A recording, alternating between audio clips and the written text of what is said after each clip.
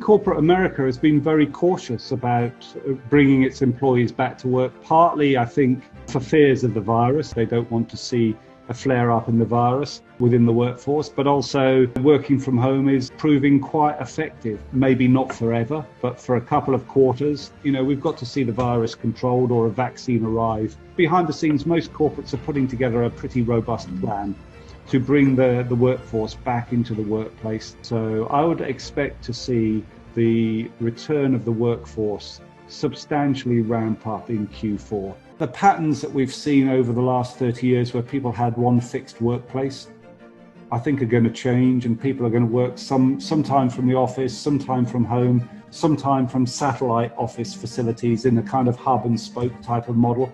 So we do see some of the shift to working from home as permanent. Now, offices demand isn't going to fall off a cliff, but for 30 years, every year, demand for offices has been increasing.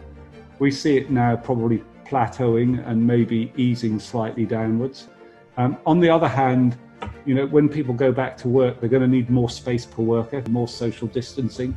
And so working from home will be balanced by increasing density, at least in the short run.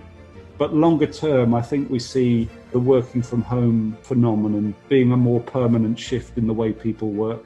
So that sets up more demand for multifamily and slightly less demand offices. There is interest in the suburbs, both in kind of suburban office and living at home. And again, it was a trend that pre-existed COVID. So COVID might have brought forward some things that were going to happen anyway.